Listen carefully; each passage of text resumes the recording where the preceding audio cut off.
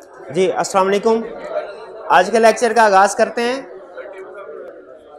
Lecture number हमारा 102।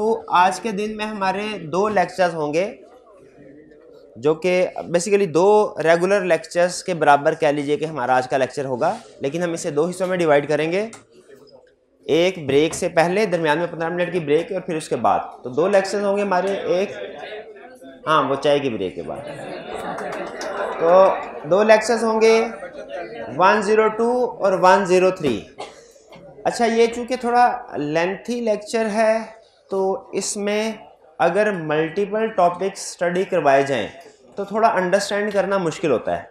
इसलिए मैंने ये डिसाइड किया कि आज के जो दोनों लेक्चर्स होंगे वो एक ही टॉपिक से रिलेट कर रहे होंगे, ठीक है। वरना तो हमारे पास रिटन रिप्रेजेंटेशन वाला टॉपिक था, अभी पहले वो टॉपिक कंप्लीट करवा के फिर हम इंटरनल कंट्रोल की तरफ आ सकते थे। लेकिन चूंकि दोनों टॉपिक्स की नेचर डिफरेंट है तो वो अंडरस्टैंड करने में आपको प्रॉब्लम हो सकती थी। जी, तो आज का जो हमारे दोनों लेक्चर्स हैं वो बेस कर रहे हैं इंटरनल कंट्रोल्स के ऊपर। ये इंटरनल कंट्रोल का चैप्टर हमारे ऑडिट में कैसे फिट बैठता है, पहले तो इसका लॉजिकल अरेंजमेंट सुन लीजिए। हमने ये स्टडी किया कि जब कभी ऑडिट कंप्लीट ऑडिट होगा उसके डिफरेंट फेजेस हैं। एक फेज है इसका इनिशियल प्रोसीजर्स, प्लानिंग से रिलेटेड प्रोसीजर। फिर उसके बाद जो कि हमने चैप्टर 8-9 में स्टडी कर लिया। फिर उसके बाद परफॉर्मेंस और रिपोर्टिंग स्टेज। ऑडिटर जो प्रोसीजर परफॉर्म करता है वो हमने स्टडी किया हुआ 3 तरह के प्रोसीजर। एक रिस्क असेसमेंट प्रोसीजर, एक इंटरनल कंट्रोल और सब्सटेंटिव प्रोसीजर। पहली चीज़ मुझे बताइए, क्या रिस्क असेसमेंट हमने सीख ली? क्या हम किसी भी इंफॉर्मेशन क्वेश्चन में अगर उसने इनकम स्टेटमेंट बैलेंस शीट की फिगर्स दी हों या पैराग्राफ फॉर्म में इंफॉर्मेशन दी हो, हम उसे रिस्क असेसमेंट कर सकते हैं? क्या उन रिस्क को एड्रेस करने के लिए प्रोसीजर क्या परफॉर्म करने हैं? डिफरेंट एरियाज पे, डिफरेंट सिचुएशंस पे जो सब्सटेंटिव प्रोसीजर परफॉर्म किए जाते हैं, क्या हम वो बता सकते हैं? चलिए, सब्सटेंटिव प्रोसीजर भी। लेकिन दरमियान में इंटरनल कंट्रोल का सेक्शन अभी रह गया था, क्योंकि एग्जाम पॉइंट ऑफ व्यू से रिस्क असेसमेंट और सब्सटेंटिव प्रोसीजर ज़्यादा अहम थे, इसलिए पहले इनको कवर कर लिया। रिस्क असेसमेंट के बाद मैं आपको सब्सटेंटिव प्रोसीजर की तरफ ले गया। उसकी 2 रीज़न थी। एक तो ये कि substantive procedure exam point of view से ज़्यादा अहम है, और दूसरी ये कि रिस्क असेसमेंट के साथ सब्सटेंटिव प्रोसीजर का टॉपिक एग्जाम क्वेश्चन में वो लिंक करवाता है। तो मैं रिस्क असेसमेंट के बाद आपको सब्सटेंटिव प्रोसीजर पे ले गया, वरना प्रैक्टिकली रिस्क असेसमेंट, उसके बाद इंटरनल कंट्रोल्स को असेस किया जाता है, टेस्ट ऑफ कंट्रोल परफॉर्म किए जाते हैं, और फिर उसके बाद सब्सटेंटिव प्रोसीजर डिसाइड किए जाते हैं। लेकिन एग्जाम इम्पोर्टेंस को सामने रखते हुए और क्वेश्चंस की जो कॉम्बिनेशन बनाता है एग्जाम क्वेश्चन में रिस्क असेसमेंट के साथ सब्सटेंटिव प्रोसीजर, उसको सामने रखते हुए हमने रिस्क असेसमेंट के बाद कौन सा टॉपिक कवर किया? Substantive procedure. अब हम स्टडी करने जा रहे हैं इंटरनल कंट्रोल्स के बारे में। इंटरनल कंट्रोल्स के बारे में सुन लीजिए। ये आपके जो पूरा चैप्टर है ना, पूरा सिलेबस, आपका पूरा सिलेबस, इसमें पर्सनली अगर आप मुझसे पूछें तो मुझे 2 टॉपिक्स हैं जो कि ज़्यादा पसंद हैं, जो कि असल में केस स्टडी बेस्ड, जिनको सोचना पड़ता है, और अगर आपके ऑडिट के कंसेप्ट्स क्लियर हों तो आप फिर उनमें परफॉर्म कर पाते हैं। एक रिस्क असेसमेंट, उस रिस्क असेसमेंट की केस स्टडीज, और दूसरा इंटरनल कंट्रोल की केस स्टडीज। इसके नेचर क्या है पहले देखें। उस चैप्टर के अंदर टेक्निकल कंसेप्ट्स में जाने से पहले हम उसका थीम समझ लेते हैं। ये बेसिकली क्लाइंट के इंटरनल कंट्रोल सिस्टम से रिलेट करता है। ये चैप्टर आपको सिखाएगा कि टिपिकली किसी भी क्लाइंट का जब ऑडिट करने के लिए जाएंगे तो उसमें कौन कौन से इंटरनल कंट्रोल नॉर्मली होते हैं। सेल्स की जो अहम ट्रांजैक्शन, देखिए ट्रांजैक्शंस बहुत सी होती हैं। सेल्स की ट्रांजैक्शन, परचेज की ट्रांजैक्शन, एक्सपेंसेस की ट्रांजैक्शन, डेटर्स क्रेडिटर पर ट्रांजैक्शन बहुत सी। लेकिन अगर आप देखें most significant classes of transaction जो होती है ना किसी भी कंपनी की, वो है sales, purchase, payroll, cash and bank और फिक्स एसेट्स। ये इन्वेंट्री एंड फिक्स एसेट्स, ये वो ट्रांजैक्शन है जो सबसे ज़्यादा अहम है, सबसे ज़्यादा अहम। तो ये चैप्टर हमें सिखाएगा कि कोई भी क्लाइंट जो सेल्स की ट्रांजैक्शन कर रहा है उसने अपने सेल्स के एरिया में क्या क्या कंट्रोल्स बिल्ड किए होंगे। परचेज की ट्रांजैक्शन कर रहा है तो उसमें क्या क्या कंट्रोल्स बिल्ड किए होंगे। इसी तरह पेरोल की ट्रांजैक्शन कर रहा है उसमें क्या क्या कंट्रोल्स बिल्ड किए होंगे। तो ये चैप्टर आपको क्लाइंट के इंटरनल कंट्रोल सिस्टम की अंडरस्टैंडिंग प्रोवाइड करेगा। लेकिन हमारे सिलेबस में कंप्लीट अंडरस्टैंडिंग नहीं है। हमारे सिलेबस में सिर्फ 5 बड़े एरियाज की अंडरस्टैंडिंग है, ये ज़हन में रखिएगा। Sale system, purchase system, cash and bank, inventory and fix asset, payroll, ये 5 एरियाज की। तो चैप्टर जब स्टार्ट होता है, स्टार्ट में हमें ये क्या बताएगा, इंटरनल कंट्रोल्स के बारे में कुछ थ्योरेटिकल कंसेप्ट्स जो कि थ्योरेटिकल क्वेश्चंस के लिए रेलिवेंट है, हम उनको भी ज़रूर पढ़ेंगे। मे बी थ्योरी के क्वेश्चन में वो हमसे पूछ ले, लेकिन मोस्ट प्रोबेबली और जो पास पेपर का ट्रेंड भी बताता है वो हमसे केस स्टडी बेस्ड क्वेश्चन पूछेगा। और केस स्टडी में हमें किसी ना किसी क्लाइंट के इंटरनल कंट्रोल सिस्टम के बारे में बताएगा, डिस्क्राइब करेगा, और फिर हमसे पूछेगा कि इसमें जो वीकनेसेस आपको नजर आ रही हैं वो बताइए। इसमें से वीकनेसेस वो बज़ाहिर दिखने में जो केस स्टडी आएगी हमें उसका फॉर्मेट एग्जैक्टली वैसा ही होगा जैसा रिस्क असेसमेंट थ्रू फैक्ट्स का क्वेश्चन है। आप रिक्वायरमेंट को अगर छोड़ दें ना, रिक्वायरमेंट को ना पढ़े, तो शायद रिस्क असेसमेंट थ्रू फैक्ट्स का क्वेश्चन हो और इंटरनल कंट्रोल वीकनेसेस आइडेंटिफाई करने का क्वेश्चन हो, आप शायद उनको फौरी तौर पे डिफरेंशिएट ना कर पाए। इंफॉर्मेशन बहुत हद तक सिमिलर है, क्योंकि रिस्क असेसमेंट में भी हमने देखा क्लाइंट के बिजनेस के बारे में इंफॉर्मेशन दे रहा होता है, इसमें भी क्लाइंट के बिजनेस के बारे में, उसकी ट्रांजैक्शंस के बारे में इंफॉर्मेशन होती है। लेकिन इसमें जो फोकस होता है इसका, वो अपना फोकस इंटरनल कंट्रोल के क्वेश्चन में लिमिटेड कर लेता है। लिमिटेड कैसे कर लेता है? क्योंकि रिस्क असेसमेंट में तो उसके पास ऑप्शन है जिस मर्जी रिस्क को क्वेश्चन में इंक्लूड कर ले, लेकिन ये केस स्टडी जो इंटरनल कंट्रोल की केस स्टडी का क्वेश्चन टेस्ट करेगा, इसमें वो ये पहले डिसाइड कर लेता है कि मुझे थ्योरी का पहले डिसाइड करता है एग्जामिनर थ्योरी का क्वेश्चन पूछना है कि केस स्टडी का। मोस्ट ऑफ द केसेस में वो केस स्टडी, खासतौर पर रिसेंट ट्रेंड को सामने रखे, केस स्टडी बेस्ड क्वेश्चन पूछता है। फिर इसके बाद अगला उसका डिसीजन होता है कि मैं 5 ऑप्शंस है मेरे पास बड़ी बड़ी, sales, purchase, payroll, cash and bank, inventory and fix asset, मैं इनमें से किस सिस्टम को सेलेक्ट करके उसके ऊपर क्वेश्चन बना। अगर वो सेल्स सिस्टम सेलेक्ट करता है ना, तो याद रखे सारी की सारी जो वीकनेसेस, सारे के सारे जो कंसेप्ट्स होंगे वो सिर्फ सेल्स से रिलेटेड पूछेगा, 100% कंफर्म है, परचेज से नहीं जा सकता। इक्का दुक्का क्वेश्चन में उसने 2 पार्ट्स बना दिए, सेल्स का भी और छोटा सा परचेज का भी। लेकिन जब सेल्स वाला पार्ट था उसमें सिर्फ सेल्स के पॉइंट, और जो परचेज वाला था उसमें सिर्फ परचेज के, वो भी एक दफा उसने टेस्ट किया। तो पहले इस क्वेश्चन, इस केस स्टडी में हमारे लिए सबसे अच्छी बात क्या है कि 5 में से जब वो किसी भी सिस्टम को सेलेक्ट करेगा, पूरे का पूरा क्वेश्चन उसी सिस्टम के ऊपर बेस कर रहा होगा। क्लियर? अब हमने क्या करना है, एक तो शुरू में हमने थ्योरेटिकल कंसेप्ट पढ़ने हैं। देखिए, अगर मेरे बस में होना तो मैं आपको ये ना करवाऊं, आपको रीडिंग के लिए दे दूं, लेकिन रीडिंग के लिए जाएंगे तो फिर आप छोटे छोटे अल्फाज के ऊपर भी सोच रहे होंगे कि पता नहीं इसका क्या मतलब है। इसलिए हम पहले इसके बेसिक कंसेप्ट कवर करेंगे। जो हमारे आज के लेक्चर का पहला हिस्सा है ना, वो इन्हीं बेसिक कंसेप्ट के ऊपर बेस कर रहा है, जिसमें हम थ्योरेटिकल कंसेप्ट डिस्कस करेंगे कि इस चैप्टर में से थ्योरेटिकल क्वेश्चन आया तो वो कैसे करना है। और जो इसका सेकंड लेक्चर होगा आज का, उसमें हम केस स्टडीज करेंगे। उसमें हम सीखेंगे कि सेल सिस्टम है, परचेज सिस्टम है, इसमें नॉर्मली ट्रांजैक्शंस कैसे डिफरेंट डिपार्टमेंट से प्रोसेस होती हैं, हर डिपार्टमेंट में क्या क्या कंट्रोल्स अप्लाई किए जाते हैं, और केस स्टडी में जो इंफॉर्मेशन हमारे सामने देगा हमने उसमें से कैसे वीकनेसेस को आइडेंटिफाई करना है।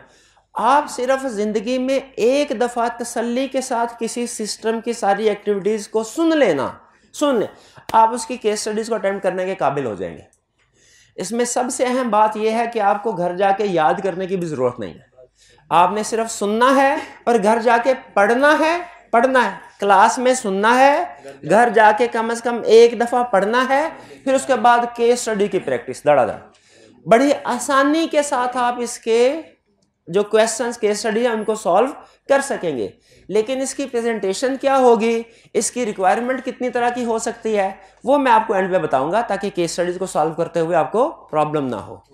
इन शॉर्ट इस चैप्टर में से जो ये चैप्टर सारी की सारी डिस्कशन करता है, इंटरनल कंट्रोल से रिलेटेड डिस्कशन करता है।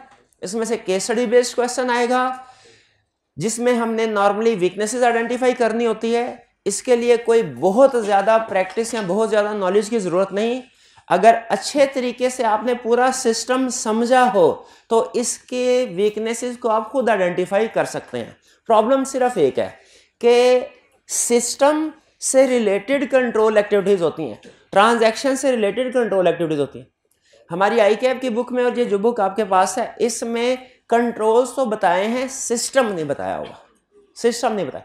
हालांकि अगर सिस्टम बताया होता तो आप उसको बड़ी आसानी से समझ जाते, लेकिन चूंकि एग्जाम में सिस्टम, अच्छा अब उसने ICAP ने क्यों नहीं सिस्टम डिस्कस किया बुक में, क्योंकि सिस्टम एग्जाम में एग्जामिनेबल नहीं है, ठीक है। तो एग्जाम में लेकिन उस सिस्टम को समझे बगैर आप कंट्रोल्स को याद नहीं कर सकते। एग्जामिनर ने चूंकि कंट्रोल्स ही पूछने थे तो उसने बुक में कंट्रोल इंक्लूड किया। उसने कहा जो चीज़ मैंने पूछनी नहीं वो बुक में क्यों इंक्लूड करूं, तो हमने भी उसको फॉलो किया। आपको पता है हमारी कोशिश ये होती है कि ICAP के सारे कंसेप्ट एज इट है, तो हमने भी सिर्फ कंट्रोल्स को बुक में इंक्लूड किया। लेकिन कंट्रोल्स को समझा नहीं जा सकता जब तक आपको सिस्टम की अंडरस्टैंडिंग ना हो, और अगर सिस्टम की अंडरस्टैंडिंग हो ना, कंट्रोल्स ना भी पढ़ें, आप अपनी कॉमन सेंस की बेस पे भी बता सकते हैं कि सर इस जगह पे ये कंट्रोल होना चाहिए, इस जगह पे ये कंट्रोल। बहरहाल जैसे जैसे हम सिस्टम की तरफ बढ़ेंगे, क्वेश्चंस करेंगे, आपको खुद अंदाजा हो जाएगा। लेक्चर के इस हिस्से में अब हम क्या करने जा रहे हैं, कंट्रोल से रिलेटेड कुछ बेसिक कंसेप्ट। हालांकि कुछ अंडरस्टैंडिंग आपकी प्रीवियस लेक्चर्स की बेस पे मौजूद होगी। आपको पता है दरमियान में हम किसी भी जो लेक्चर्स होते थे फ्यूचर में आने वाले कंसेप्ट्स या टॉपिक्स को भी ब्रीफली डिस्कस करके एक्सप्लेन करके आगे जाते थे, तो कुछ बेसिक अंडरस्टैंडिंग होगी। लेकिन फिर भी मैं एक दफ़ा सारे कंसेप्ट जो हमने पहले मुख्तलिफ जगहों पे पढ़े होंगे उनको कंसोलिडेट करने जा रहा हूँ। सबसे पहले स्टडी कर रहे हैं हम इंटरनल कंट्रोल से रिलेटेड। पहली चीज़ क्या करनी है हमने, डेफिनेशन इंटरनल कंट्रोल्स की। इंटरनल कंट्रोल्स हैं क्या? इंटरनल कंट्रोल्स कहता है वो पॉलिसीज एंड प्रोसीजर्स हैं जो किसने स्टैब्लिश किए हैं, किसने बनाए हैं, किसने डिजाइन किए हैं, मैनेजमेंट ने। And those are with governance भी है, ये जहन में रखिएगा। दोज आर विद गवर्नेंस क्यों है? हालांकि those are with governance practically आपको ऑन फील्ड काम करती नजर नहीं आएगी। On field control, design, implement, operate, management, लेकिन दोज आर विद गवर्नेंस की तरफ से सपोर्ट होना जरूरी है, सपोर्ट होना जरूरी है। हाँ, मॉनिटरिंग भी कह सकते हैं इसको, ठीक है। बल्कि इसको नाम दिया जाता है कंट्रोल एनवायरनमेंट। जब तक टॉप लेवल की तरफ से सपोर्ट ना हो आप कोई भी काम अच्छे तरीके से नहीं कर सकते। अगर डायरेक्टर ने फर्ज कीजिए बजट ही अप्रूव नहीं किया, डायरेक्टर्स ने कोई लादा से ऐसे फैसिलिटीज प्रोवाइड नहीं की मैनेजमेंट को, तो क्या मैनेजमेंट अच्छे से internal control system design implement कर सकती है? हालांकि करना है। इसीलिए दोषा भी गवर्नेंस की सपोर्ट भी जरूरी होती है। और ये कंसेप्ट याद रखिएगा, ये थोड़ी देर के बाद मैंने एक दूसरे कंसेप्ट के साथ लिंक करना है कि दोषा भी गवर्नेंस की सपोर्ट के बगैर अच्छा कंट्रोल सिस्टम डिजाइन और इंप्लीमेंट नहीं किया जा सकता। तो इंटरनल कंट्रोल की डेफिनेशन उसने क्या बताया कि ये वो पॉलिसीज एंड प्रोसीजर्स हैं जो कि एस्टैब्लिश किए, डिजाइन किए, इंप्लीमेंट किए, ऑपरेट किए, किसने? मैनेजमेंट ने, with the support of those are with governance. ठीक है। इनका मकसद क्या होता है? इनका मकसद होता है टू प्रोवाइड रीजनेबल एश्योरेंस। अच्छा मुझे बताइए, आप कुछ इंटरनल कंट्रोल की एग्जांपल दे सकते हैं जो मैनेजमेंट डिजाइन इंप्लीमेंट करते हैं? For example segregation of duty, शाबाश। For example authorisation, for example reconciliations, जैसे बैंक रिकंसिलिएशन स्टेटमेंट है। ये सारे कंट्रोल्स की एग्जांपल है। क्या आप खुद पहले तो खुद कन्विंस हो जाएं, क्या ये कंट्रोल एक्टिविटीज अगर किसी भी सिस्टम में काम कर रही हैं तो उस सिस्टम में एरर और ओमिशन, गलतियों का चांस कम हो जाएगा? अगर बैंक रिकंसिलिएशन स्टेटमेंट हर महीने बन रही है तो बैंकिंग साइकिल में, बैंकिंग सिस्टम में एरर्स कम हो जाएंगे। अगर सेग्रीगेशन ऑफ ड्यूटीज हैं, अगर एक्सपेंसेस के केस में ऑथराइजेशन हो रही है हर एक्सपेंस की, तो आप एग्री करते हैं कि एरर और फ्रॉड उस एक्सपेंस के एरिया में कम हो जाएंगे। कहता है यही मकसद है, यही मकसद है कि इंटरनल कंट्रोल्स क्या करते हैं, ये रीजनेबल एश्योरेंस प्रोवाइड करते हैं। किस चीज़ की? कि एंटिटी अपने ऑब्जेक्टिव्स को अचीव कर लेगी। और आपको याद होगा एक लेक्चर में मैंने बताया था एंटिटी ऑब्जेक्टिव्स 3 तरह के होते हैं, 3 तरह के। Efficiency and effectiveness of operation यानी profit, compliance with laws and regulation, और तीसरा प्रिपरेशन ऑफ फाइनेंशियल स्टेटमेंट। 3 तरह के ऑब्जेक्टिव्स होते हैं। तो इसका मतलब है मैनेजमेंट का जो इंटरनल कंट्रोल सिस्टम होगा, ये इन्होंने सिर्फ किसी एक ऑब्जेक्टिव के लिए बनाया होगा कि तीनों के लिए? तीनों के लिए। यानी एफिशिएंसी एंड इफेक्टिवनेस ऑपरेशंस के लिए भी, compliance with laws and regulation के लिए भी, preparation of reliable financial statements के लिए भी। इसमें 2 चीजें आपसे पूछना चाह रहा हूं, 2 सवाल सिर्फ, फिर उसके बाद आगे चलेंगे। मेरा पहला क्वेश्चन, क्या इंटरनल कंट्रोल अगर डिजाइन इंप्लीमेंट करती है मैनेजमेंट, क्या 100% एश्योरेंस है कि सारे काम बिल्कुल ठीक परफेक्ट तरीके, या अभी भी कुछ ना कुछ गलतियां हो सकती हैं? एग्जैक्टली जिस तरह ऑडिटर अपने काम की 100% एश्योरेंस, एब्सोल्यूट एश्योरेंस प्रोवाइड नहीं कर सकता, उसी तरह याद रखें मैनेजमेंट भी अपने काम की 100% एब्सोल्यूट एश्योरेंस प्रोवाइड नहीं कर सकते। इसीलिए इंटरनल कंट्रोल की डेफिनेशन में उन्होंने नाम लिखा, वर्ड यूज किया, रीजनेबल एश्योरेंस। क्यों? क्योंकि दुनिया का कोई भी इंटरनल कंट्रोल सिस्टम हो एब्सोल्यूट एश्योरेंस प्रोवाइड नहीं कर सकता। जैसे ऑडिट की इनहेरेंट लिमिटेशंस होती हैं, वैसे ही इंटरनल कंट्रोल की भी इनहेरेंट लिमिटेशंस हैं। भाई ये बात समझ आई? दूसरा क्वेश्चन मेरा, एक तो हमने ये समझ लिया कि इंटरनल कंट्रोल में मैनेजमेंट और 2-4 भी गवर्नेंस दोनों इन्वॉल्व हैं। दूसरी बात हमने समझ ली, internal controls absolute assurance provide नहीं करते, रीजनेबल क्यों? Due to inherent limitations of internal control. तीसरी चीज मुझे ये बताइए, क्या ऑडिटर को इंटरनल कंट्रोल, ये काम तो मैनेजमेंट का है, और हम एज ऑडिटर इंटरनल कंट्रोल पे ओपिनियन एक्सप्रेस भी नहीं करते अपनी रिपोर्ट में, क्या हमें एज ऑडिटर इंटरनल कंट्रोल की अंडरस्टैंडिंग ऑब्टेन करनी चाहिए? इसका जवाब यस। क्यों? क्योंकि इंटरनल कंट्रोल स्ट्रांग होंगे, हमारा कंट्रोल रिस्क कम होगा, रिस्क कम होगा सब्सटेंटिव प्रोसीजर भी कम। और अगर इसी तरह इंटरनल कंट्रोल वीक है, कंट्रोल रिस्क ज्यादा है, तो प्रोसीजर भी ज्यादा परफॉर्म करने पड़ेंगे, सब्सटेंटिव प्रोसीजर हमारे बढ़ जाते हैं। इसीलिए अंडरस्टैंडिंग ऑब्टेन करती है। पर दूसरा क्वेश्चन मेरा, क्या अंडरस्टैंडिंग हमें सारे के सारे इंटरनल कंट्रोल सिस्टम की ऑब्टेन करनी चाहिए, या सिर्फ उस इंटरनल कंट्रोल सिस्टम की जो रेलिवेंट टू ऑडिट है? बिल्कुल, हम अंडरस्टैंडिंग सिर्फ, हमें एफिशिएंसी एंड इफेक्टिवनेस ऑपरेशन से कोई ताल्लुक नहीं है। मैनेजमेंट चाहे प्रॉफिट, बिजनेस प्रॉफिट में हो लॉस में हो, हमारा कोई लेना देना नहीं है। हमारा तो सिर्फ लेना देना इस चीज से, प्रॉफिट है तो प्रॉफिट सही शो हुआ हो, लॉस है तो लॉस सही शो हुआ। लॉज एंड रेगुलेशन से कंप्लाई, उससे भी नॉर्मली हमारा लेना देना नहीं है। अगर वो फाइनेंशियल स्टेटमेंट्स को फैक्ट कर रहा है लॉ, तो फिर हमारे लिए रेलिवेंट है, वरना नहीं। हाँ, फाइनेंशियल स्टेटमेंट से रिलेटेड जो इंटरनल कंट्रोल सिस्टम है वो हमारे लिए रेलिवेंट है। तो पहली चीज ये ध्यान में रखिएगा, पहले हमने इंटरनल कंट्रोल की डेफिनेशन पढ़ ली, जिसमें हमें पता चला मैनेजमेंट के साथ 2 अल्फाज अहम है आपके लिए जो आगे मैंने यूज करने हैं। एक दोषावी गवर्नेंस का वर्ड है और दूसरा रीजनेबल एश्योरेंस। और फिर इसके बाद ये कंसेप्ट कि इंटरनल कंट्रोल अंडरस्टैंड करना हमारे लिए क्यों जरूरी है, रिस्क असेसमेंट करनी है हमने, और हमने सारे के सारे इंटरनल कंट्रोल सिस्टम की अंडरस्टैंडिंग ऑब्टेन नहीं करनी। किसकी करनी है? सिर्फ रेलिवेंट टू ऑडिट, या जिसे sometime relevant to financial statement भी कहा जाता है। रेलिवेंट टू ऑडिट ज्यादा बेहतर लफ्ज है। चलिए, अच्छा मैनेजमेंट, अब आगे चलते हैं। डेफिनेशन पढ़ ली। रिस्पॉन्सिबिलिटीज, क्या देखिए, रिस्पॉन्सिबिलिटीज हम बहुत से टॉपिक्स में पढ़ते हैं। ओवरऑल रिस्पॉन्सिबिलिटीज पढ़ी मैनेजमेंट की और ऑडिटर की, फिर हमने रिस्पॉन्सिबिलिटी स्पेसिफिक रिस्पॉन्सिबिलिटीज पढ़ी, सब्सिक्वेंट इवेंट में हमने स्पेसिफिक रिस्पॉन्सिबिलिटीज पढ़ी, रिलेटेड पार्टीज में हमने फ्रॉड में स्पेसिफिक रिस्पॉन्सिबिलिटीज पढ़ी कि मैनेजमेंट की क्या, ऑडिटर की। इसी तरह इंटरनल कंट्रोल में भी हम रिस्पॉन्सिबिलिटीज पढ़ने जा रहे हैं। ऑडिटर की रिस्पॉन्सिबिलिटी ज्यादा अहम है, लेकिन पहले मैनेजमेंट की रिस्पॉन्सिबिलिटी क्या है कि मैनेजमेंट इंटरनल कंट्रोल्स को डिजाइन करेगी, इम्प्लीमेंट करेगी, ऑपरेट करेगी। डिजाइन करेगी, इंप्लीमेंट करेगी, ऑपरेट करेगी। डिजाइन का मतलब सोचना, भाई इस सिस्टम पे क्या कंट्रोल होना चाहिए। इंप्लीमेंट का मतलब रूल पास कर देना कि आज से इस सिस्टम में ये एक्टिविटीज पास होंगी। ऑपरेट का मतलब क्या है कि वो उसको इंश्योर करना कि वो कंट्रोल्स के ऊपर अमल हो रहा हो।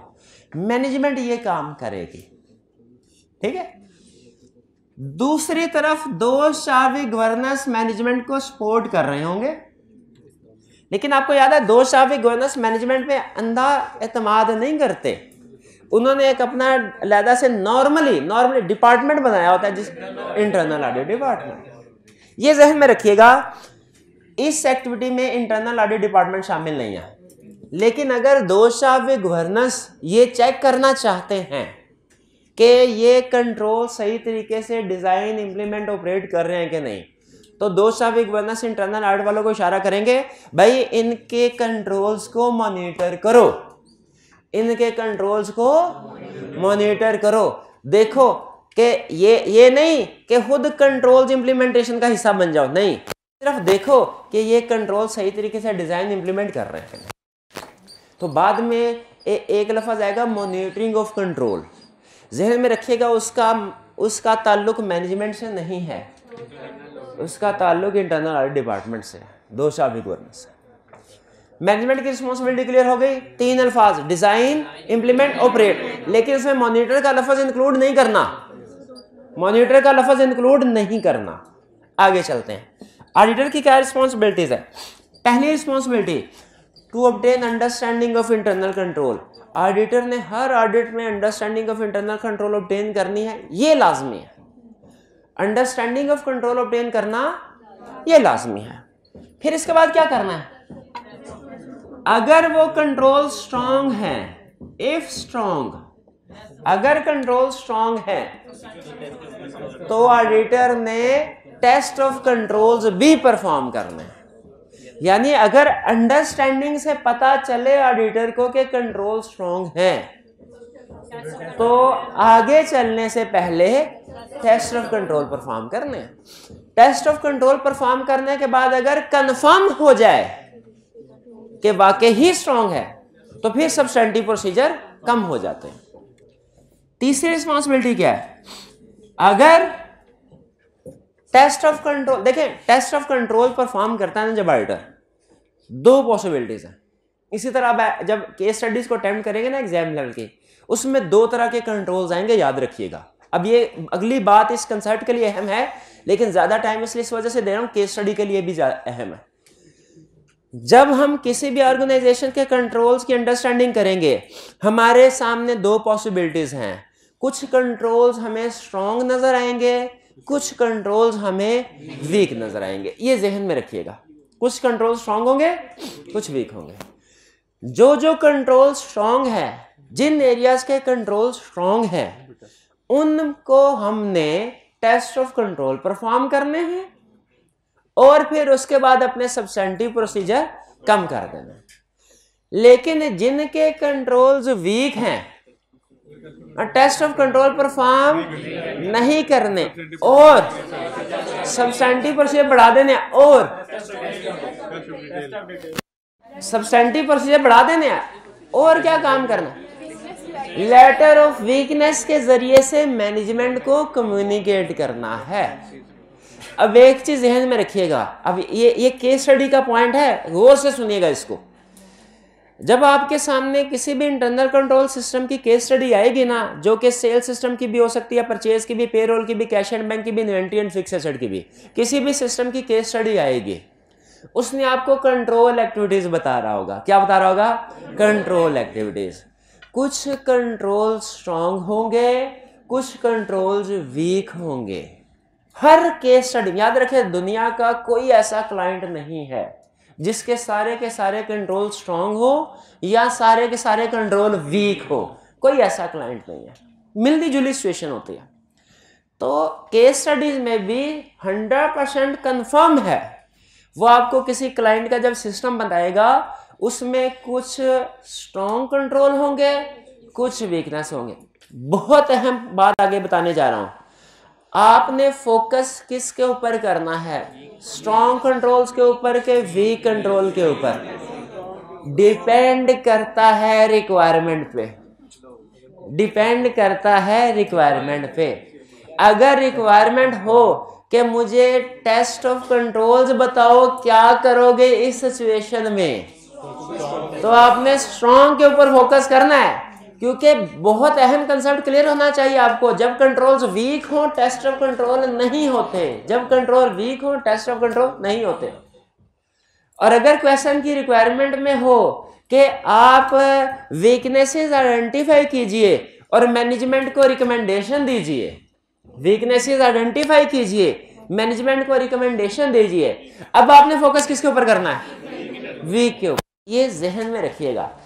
फिर से सुन लीजिए, केस स्टडी में स्ट्रॉन्ग कंट्रोल भी होंगे वीक भी होंगे, आपने किन के ऊपर फोकस करना है, रिक्वायरमेंट को सामने रख के। अगर रिक्वायरमेंट है टेस्ट ऑफ कंट्रोल, स्ट्रॉन्ग। अगर रिक्वायरमेंट है recommendation to management, weakness identify करो, तो फिर वीक। ये जहन में रखिएगा, मिक्सचर होंगे, पक्की बात है, दोनों स्ट्रॉन्ग। आपने रिक्वायरमेंट को देख के फिर अपना माइंड सेट कर लेना, वीकनेसेस ढूंढनी है, मैंने स्ट्रॉन्ग ढूंढना है। क्लियर? अगर स्ट्रॉन्ग ढूंढने हैं तो वीकनेसेस को छोड़ देना है, अगर वीकनेसेस ढूंढनी है स्ट्रॉन्ग को छोड़ देना। हाँ, थोड़ा एक्सपीरियंस की बेस पे एक बात आपको बता दूं, ज्यादातर वो वीकनेसेस के ऊपर क्वेश्चन पूछता है। एग्जामिनर ज्यादातर क्वेश्चंस वीकनेसेस के ऊपर पूछता है, लेकिन बहरहाल हमने दोनों के लिए तैयार रहना। आगे चलते हैं। ऑडिटर की रिस्पॉन्सिबिलिटी क्या है, अंडरस्टैंडिंग ऑब्टेन करनी है। अगर अंडरस्टैंडिंग से उसे लगे कि कंट्रोल स्ट्रांग है, फिर टेस्ट ऑफ कंट्रोल परफॉर्म करना। और अगर उससे कंट्रोल्स वीक नजर आए तो डेफिशिएंसी कम्युनिकेट करनी है, किसको, मैनेजमेंट। शाबाश। हाँ, रिस्पॉन्सिबिलिटी में जो चीज नहीं है वो सुन लें। जैसे मैनेजमेंट की रिस्पॉन्सिबिलिटीज में हम क्या करते थे, मॉनिटरिंग ऑफ कंट्रोल नहीं है, ये इंटरनल ऑडिट वालों का काम है। ऑडिटर की रिस्पॉन्सिबिलिटी में कंट्रोल्स पे ओपिनियन एक्सप्रेस करना नहीं है।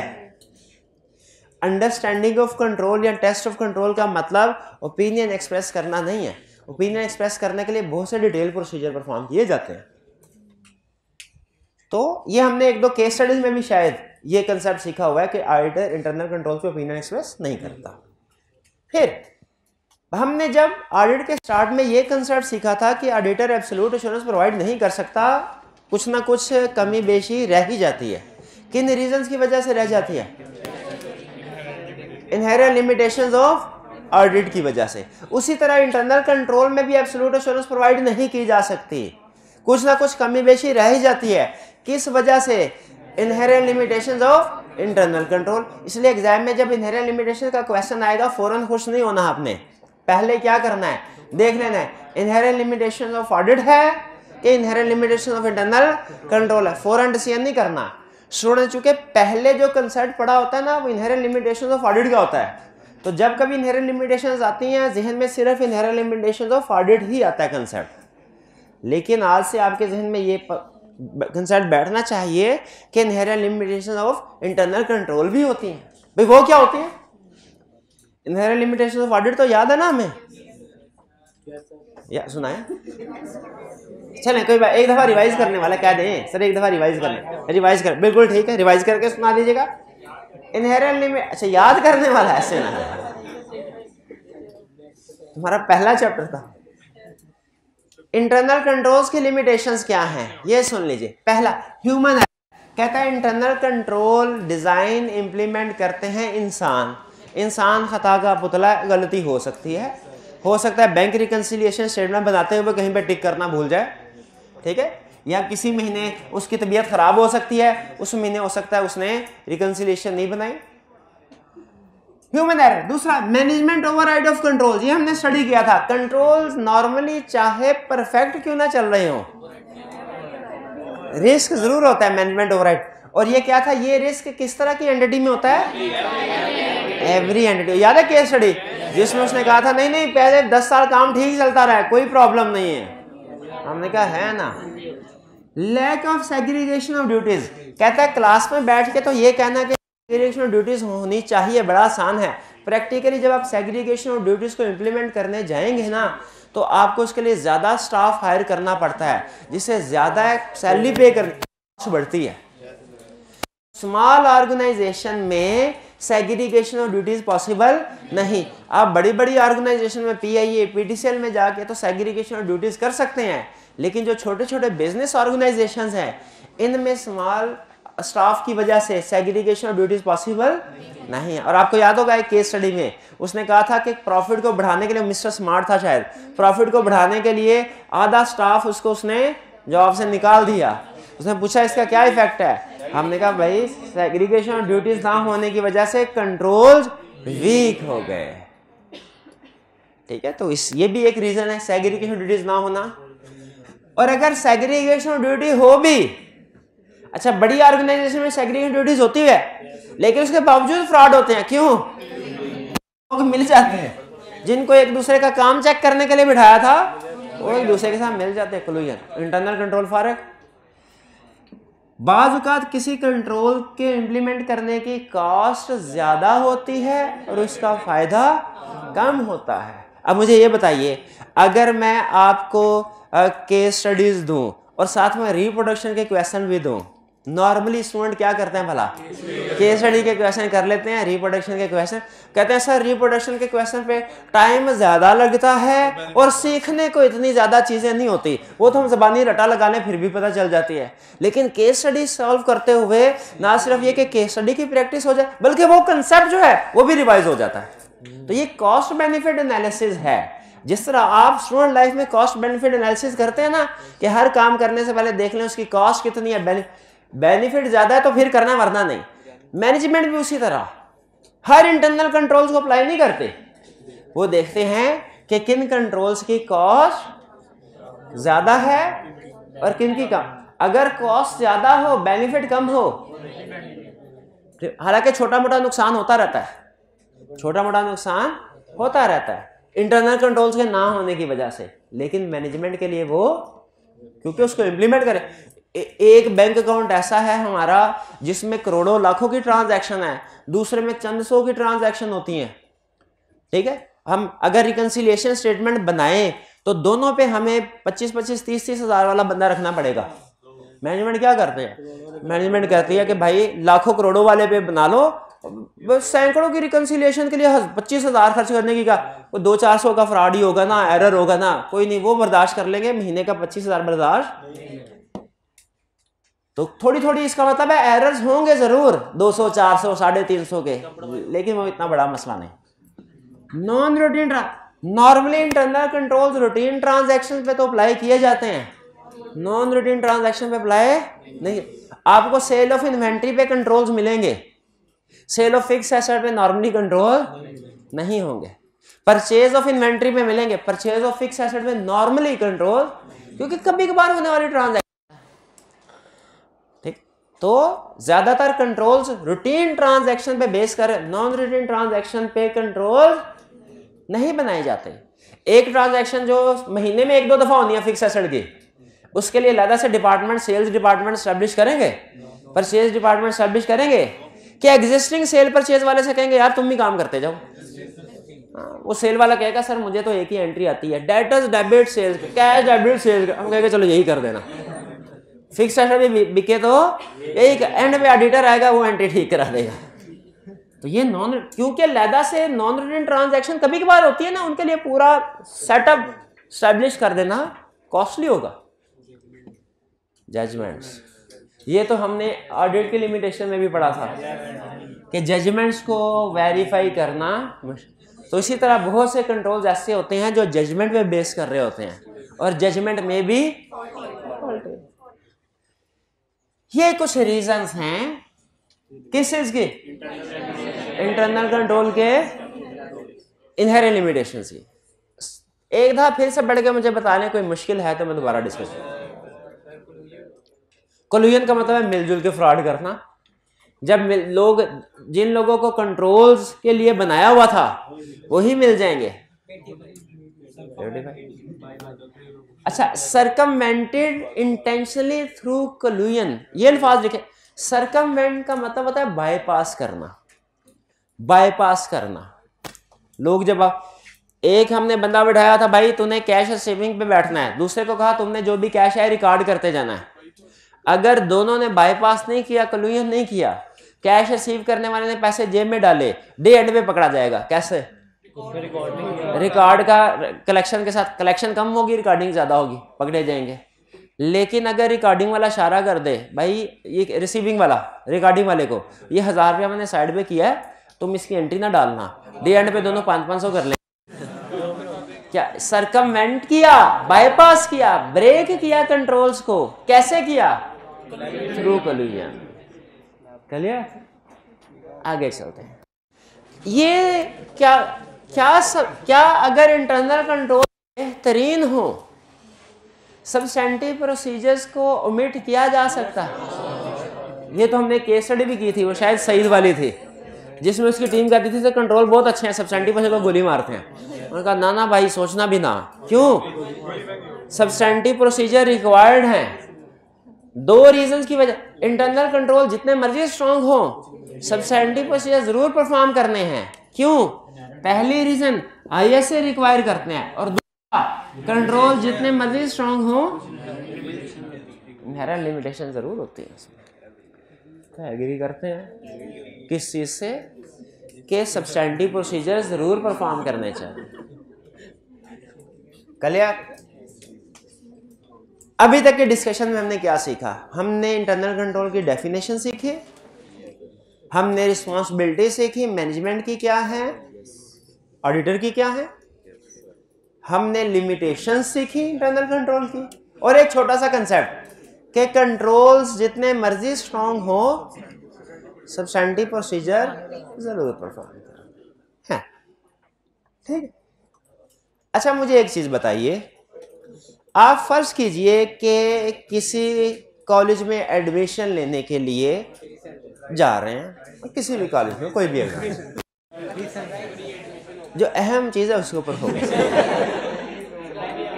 आप उस कॉलेज में एडमिशन के लिए सबसे ज्यादा किस चीज को सामने रख के फैसला करेंगे?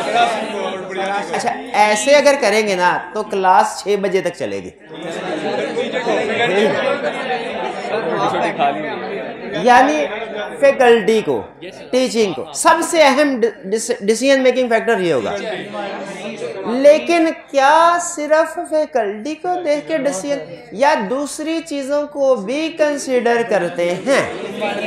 दूसरी चीजों को, भाई हमारे हॉस्टल से डिस्टेंस कितना है, ये भी उधर फॉर एग्जांपल लाइब्रेरी की फैसिलिटी है कि नहीं, टेस्टिंग सिस्टम कैसा है, कैंटीन वगैरह, कभी पढ़ते पढ़ते थक गए, चाय पीने के लिए कैंटीन, नमाज के लिए जगह है, करीब कोई मस्जिद है कि नहीं, इस तरह के बहुत। भाई एग्री करते हैं, एक फैक्टर होगा आपका सबसे अहम, लेकिन डिसीजन करते हुए आप सिर्फ उस एक फैक्टर को नहीं, और भी बहुत से फैक्टर्स को सामने रखेंगे, फिर ओवरऑल स्कोर या रैंकिंग करेंगे उस कॉलेज की।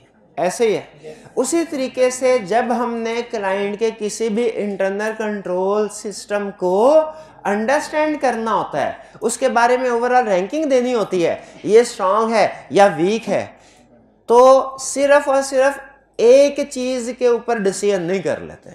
नो डाउट वो चीज सबसे ज्यादा अहम है, वो है हमारी कंट्रोल एक्टिविटीज, जिसकी एग्जांपल मैं शुरू से आपके साथ शेयर करता रहा हूं।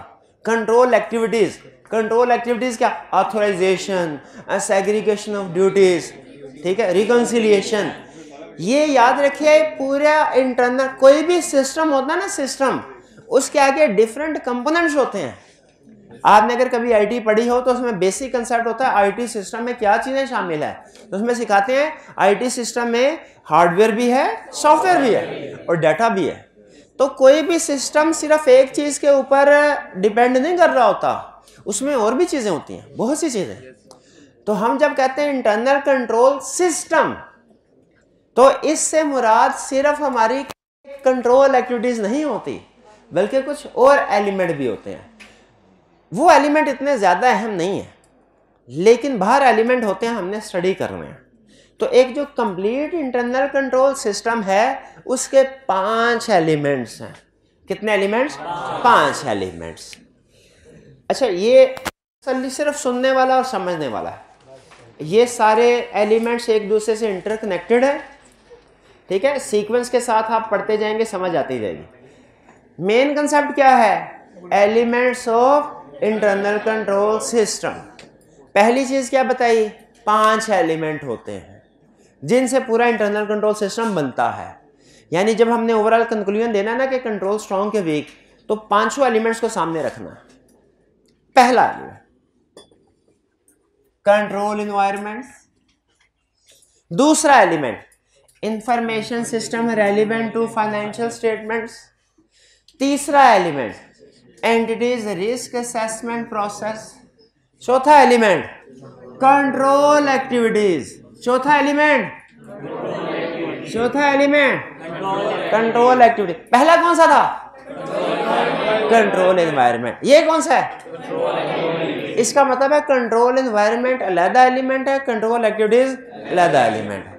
पांचवा element monitoring of control. 5 element है।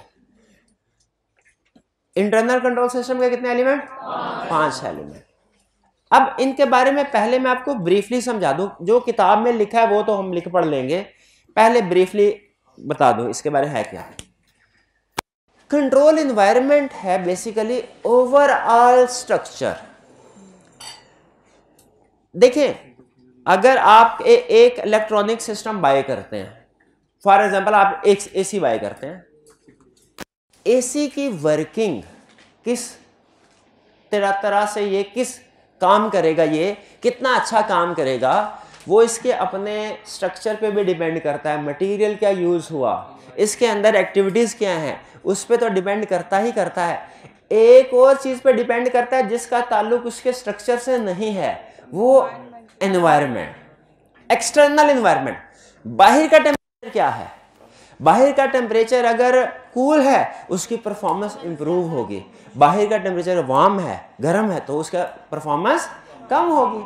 वही सिस्टम उठा के आप मरी में ले जाए, वही सिस्टम उठा के मुल्तान में ले जाए, दोनों की परफॉर्मेंस फर्क होगी।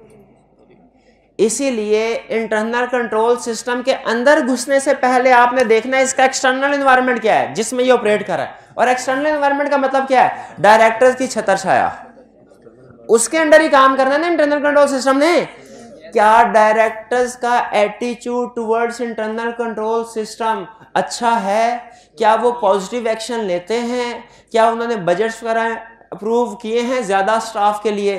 क्या उन्हें जो रिकमेंडेशंस आती हैं मैनेजमेंट की तरफ से उनकी इंप्लीमेंटेशन की अप्रूवल देते हैं? क्या वो खुद भी उन कंट्रोल्स पे अमल करते हैं जो उन्होंने बनाए हैं या मैनेजमेंट ने बनाए हैं? क्योंकि मैनेजमेंट की एक थ्योरी थी, जब मैं स्टूडेंट लाइफ में था तो मैं स्टडी की थी कि जो फॉलोअर्स होते हैं ना वो अपने लीडर्स को कॉपी करते हैं। तो अगर डायरेक्टर्स का इंटरनल कंट्रोल की तरफ एटीट्यूड एक्शन अच्छा है तो वो अगर उसके ऊपर अमल करते हैं, उसको सपोर्ट करते हैं, तो डेफिनेटली जो लोअर लेवल मैनेजमेंट होगी, जो लोअर एम्प्लॉयज होंगे, वो भी उसके ऊपर अमल कर रहे होंगे। और अगर डायरेक्टर्स की तरफ से सपोर्ट नहीं होगी तो मैनेजमेंट भी उसके ऊपर, भाई अगर आने से पहले कंपनी प्रेमिसेस में दाखिल होने से पहले ये मल्टी कंपनी में आप जाएंगे ना, हमें प्रैक्टिस होती है, वो आपकी गाड़ी की चेक करते हैं कि आते हुए भी जाते हुए भी कि कोई ऐसी चीज़ अंदर आ जाता। और हर चीज़ अगर आपने लानी है ना, अपना लैपटॉप वगैरह भी उसकी एंट्री करवानी पड़ती है। अगर सीईओ आ रहा है और वो अपनी गाड़ी की चेकिंग करवा रहा है, क्या सीएफओ की हिम्मत होगी ये कहने की कि मेरी गाड़ी की चेकिंग कोई ना करे? नहीं। लेकिन अगर सीईओ अपनी गाड़ी की चेकिंग नहीं करवा रहा, सीएफओ भी कहेगा भाई अफसर बंदा हो, मेरी गाड़ी क्यों चेक कर रहे हो? गार्ड को कहेगा भाईजान गाड़ी चेक करी, करीब भी आए ना नौकरी से निकाल दूंगा। ये है सपोर्ट कंट्रोल एनवायरनमेंट, इसी चीज का नाम है। लिखा क्या है उसके अंदर वो पढ़ लेंगे आप, वो पॉइंट्स लिखे हैं याद भी कर लेंगे, लेकिन मेन कंसेप्ट क्या है कंट्रोल एनवायरनमेंट का, कि एटीट्यूड टॉप लेवल मैनेजमेंट का क्या है टुवर्ड्स इंटरनल कंट्रोल सिस्टम। फिर इसके बाद बाकी चीजें interconnected. Internal control system design करना है ना, सबसे पहले मैनेजमेंट ने डिसाइड करना होता है किस इंफॉर्मेशन सिस्टम का कंट्रोल इंप्लीमेंट करें। वैसे तो आपके ख्याल में हर सिस्टम, हर ट्रांजैक्शन, सेल्स का भी, परचेज का भी, रिपेयर का भी, हर ट्रांजैक्शन पे इंटरनल कंट्रोल्स बिल्ट होने चाहिए। लेकिन प्रैक्टिकली मैनेजमेंट ने पहले डिसाइड करना होता है कि हमारे पास पैसे कम हैं, कंट्रोल्स अप्लाई करने हैं, लेकिन फिर इस साल हम कुछ एक्टिविटीज़ पे कंट्रोल अप्लाई करेंगे, कुछ पे नहीं। किन पे अप्लाई करें? तो मैनेजमेंट ने पहले डिसाइड करना होता है उस इंफॉर्मेशन सिस्टम पे जो रेलिवेंट टू फाइनेंशियल स्टेटमेंट। तो मैनेजमेंट का पहला डिसीजन ये होता है इंटरनल कंट्रोल्स में कि हमने कौन कौन से इंफॉर्मेशन सिस्टम पे कंट्रोल अप्लाई करने, हमने कौन कौन से इंफॉर्मेशन सिस्टम पे इंटरनल कंट्रोल्स अप्लाई करने हैं। या हमारे सिलेबस की हद तक कितने हैं? 5। ठीक है, sale, purchase, payroll, cash and bank को मैं इकट्ठा नॉर्मली एक ही समझता हूँ, आप 2 करना चाहे कर ले। इन्वेंट्री और फिक्स एसेट को मैं एक ही गिनता हूँ, सॉरी हाँ एक ही गिनता, आप 2 करना चाहे कर सकते हैं इन पे। तो इंफॉर्मेशन सिस्टम से मुराद क्या है? Area. Information system relevant to financial statement से क्या मुराद है? एरिया ऑफ फाइनेंशियल स्टेटमेंट जिस पे कंट्रोल्स अप्लाई करने हैं। मैनेजमेंट पहले ये डिसाइड कर लिया, फिर क्या किया? फिर देखा रिस्क असेसमेंट प्रोसेस के जरिए से। अच्छा अब देखें, ये कंट्रोल्स मैनेजमेंट का है, तो इसमें हम मैनेजमेंट के पॉइंट ऑफ व्यू से बात कर रहे हैं। इसको पढ़िए, क्या लिखा हुआ वाला? Risk assessment process. ये ऑडिटर्स रिस्क असेसमेंट प्रोसीजर्स नहीं है, एंटिटीज रिस्क असेसमेंट प्रोसेस है। क्योंकि इसमें क्या करती है? एंटिटी देखती है हमारे जो इंफॉर्मेशन सिस्टम है, सेल्स है, परचेज है, इसमें क्या रिस्क है, क्या क्या गलतियां, क्या क्या मसले मसाइल, क्या क्या फ्रॉड हो सकते हैं। तो इसमें क्या किया जाता है? Information system relevant to financial statement में क्या किया जाता है? देखा जाता है सिग्निफिकेंट क्लासेस ऑफ ट्रांजैक्शन कौन सी हैं जिनके ऊपर हमने लाजमी कंट्रोल्स अप्लाई करवाने हैं। एंटिटीज रिस्क असेसमेंट प्रोसेस में क्या किया जाता है? रिस्क आइडेंटिफाई किए जाते हैं कि इस सेल सिस्टम में क्या क्या रिस्क है, क्या क्या गलती हो सकती है, परचेज सिस्टम में क्या क्या रिस्क है, क्या क्या गलती हो सकती है। और जब इंफॉर्मेशन सिस्टम से रिस्क आइडेंटिफाई कर लिए जाते हैं कि सेल्स है ना, सेल्स में एक रिस्क है कि क्रेडिट सेल करनी पड़ती है, तो किसी ऐसे पुअर कस्टमर को क्रेडिट सेल ना कर दें जो बाद में पैसे ना दे सके, हमारे badder. Receive inventory, purchase system है तो उसमें रिस्क है कि कहीं ऐसी इन्वेंट्री ना हम रिसीव कर लें जो खराब है या हमारे ऑर्डर के मुताबिक नहीं थी। ठीक है, पेरोल सिस्टम है तो उसमें रिस्क है कि जो सैलरी बनती है गलत कैलकुलेशन ना उसकी हो जाए और ज्यादा सैलरी ना पे हो जाए। हर सिस्टम में कुछ ना कुछ रिस्क है। पहले हमने डिसाइड करना होता है इंफॉर्मेशन सिस्टम कौन कौन से ऐसे हैं जिन पे कंट्रोल्स अप्लाई करने हैं। फिर हर एक सिस्टम में देखते हैं इसमें रिस्क क्या क्या हो सकते हैं, और फिर जितने रिस्क होते हैं हर रिस्क का कंट्रोल अप्लाई करते हैं। Where there is a risk there should be a control.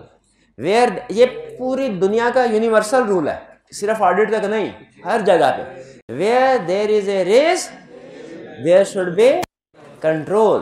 तो एंटिटीज रिस्क असेसमेंट प्रोसेस से क्या निकलेगा? रिस्क। और फिर नेक्स्ट स्टेप पे क्या करना है? उस रिस्क को एड्रेस करने के लिए, कंट्रोल करने के लिए कंट्रोल। अच्छा मुझे बताइए, मैंने पहला रिस्क क्या बताया था अभी थोड़ी देर पहले? रिस्क कंट्रोल एनवायरनमेंट, कंट्रोल का एलिमेंट है। सेल्स का क्या? Poor creditor. तो इसमें ये रिस्क है पुअर कस्टमर को सेल ना हो जाए, जो वापस ना आ सके। तो इसमें मैनेजमेंट ने कंट्रोल क्या सोचा होगा? क्या कंट्रोल है? क्या आइडिया? ऐसा करते हैं जो भी आके उधार माल मांगे ना, पहले हम एक डिपार्टमेंट को कहेंगे इसकी इन्वेस्टिगेशन करो, मार्केट में कितने अरसे से दुकान चला रहा है, किस लेवल का काम कर रहा है, दूसरे लोगों के साथ इसकी डीलिंग क्या है, इसकी क्रेडिट इन्वेस्टिगेशन करने के बाद एक क्रेडिट लिमिट सेट कर दो इसकी हैसियत के मुताबिक कि इस बंदे को 5 लाख तक का माल उधार बेच सकते हैं, इससे ज्यादा का नहीं बेचना। ये उधार सेल करने से पहले इन्वेस्टिगेशन करना और क्रेडिट लिमिट सेट करना, ये क्या है? यही है कंट्रोल एक्टिविटी, यही है कंट्रोल एक्टिविटी। दूसरा रिस्क की एग्जांपल क्या दी थी? परचेज की, कि जो माल आएगा वो हो सकता है अच्छी पुअर क्वालिटी का हो, या जो हमने ऑर्डर के मुताबिक ना सोचा, इसका क्या कंट्रोल होना चाहिए? क्या कंट्रोल होना चाहिए? हाँ शाबाश, एग्जैक्टली यही। ये देखा आपने अपनी कॉमन सेंस ऑडिट का, और अभी मैंने पढ़ाया भी नहीं, आपने खुद बताया कि रिसीविंग एंड के जब माल आ रहा होगा, जब ट्रक अनलोड हो रहा होगा, तो उधर एक बंदा हमारा परचेज ऑर्डर की कॉपी लेके खड़ा होगा। वो कहेगा देखो क्या है, चीजों की दो चीज, क्वांटिटी क्वालिटी, ये दोनों मैच करें। अगर तो ठीक है फिर उसे अंदर आने देगा, वरना कहेगा वापस ले जाओ। ये एक कंट्रोल है जो हमें पुअर इन्वेंट्री से बचाएगा। तो इसी तरह हर रिस्क में याद रखिए, मेन असूल याद रखना है, किताबों में नहीं लिखा हुआ, where there is a risk there should be a control, और कंट्रोल होता है कंट्रोल है। अच्छा, मैनेजमेंट ने कहा कंट्रोल एक्टिविटी बना के इन भाईजान को दे दी, ए भाईजान तूने क्रेडिट लिमिट सेट करनी है, सारे जितने भी नए कस्टमर क्रेडिट कस्टमर आएंगे क्रेडिट लिमिट, ए भाईजान आपने जब कभी भी कोई सामान आएगा ना सप्लायर से, परचेज ऑर्डर के साथ मैच करना है, मैच हो तो फिर उसको इन्वेंट्री वाले को भेजना पड़ना है। कंट्रोल एक्टिविटी बना दी, उसके बाद सारे अपने घर जाके सो जाए, पता नहीं है काम कर भी रहा है कि नहीं कर रहा। हाँ, जैसा हंस रहा है अभी, काम सुन के हंस रहा है, पता चल गया ये कैसा काम। क्या मॉनिटरिंग भी होनी चाहिए कि नहीं? मॉनिटरिंग भी होनी चाहिए। और एक चीज याद रखिए, प्रैक्टिकल पॉइंट ऑफ व्यू से बता रहा हूं, जिस चीज की मॉनिटरिंग नहीं होगी वो चीज अल्टीमेटली जीरो हो जाएगी। आपको केस स्टडी की असाइनमेंट देते रहे हैं, असाइनमेंट देते रहे, मॉनिटरिंग होती रही है कि नहीं? उसकी मॉनिटरिंग होती रही, मॉनिटरिंग होती रही है, इसके बावजूद आप डंडी मारते रहे। अगर हम असाइनमेंट चेक ना करते, खुद सोच के बताइए, असाइनमेंट चेक ना करते, सिर्फ असाइनमेंट दे दी, उसके बाद आगे कभी चेक नहीं की, सिर्फ असाइनमेंट दे दी, कभी चेक नहीं की, कभी आप करते काम? नेचुरल है, नहीं करते। इसीलिए मॉनिटरिंग कंट्रोल्स की जरूरी है। तो ये मैंने आपको 5 एलिमेंट बता दिए। इसमें सबसे अहम एलिमेंट कौन सा है? कंट्रोल एक्टिविटीज, जिसको हमने आगे, अब ये हमारे यहां तक हमारे लेक्चर का पहला हिस्सा, अभी ब्रेक हुई नहीं, अभी 5-7 मिनट में कुछ और डिटेल पॉइंट्स मैंने आपके साथ शेयर करने हैं, लेकिन ओवरव्यू दे दिया। इंटरनल गौर से सुनिए,